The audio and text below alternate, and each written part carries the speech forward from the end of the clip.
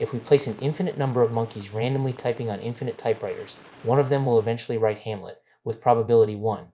Letter by letter, word by word, paragraph by paragraph. Of course, this takes nothing away from Shakespeare, the Bard of Avon, quite the opposite.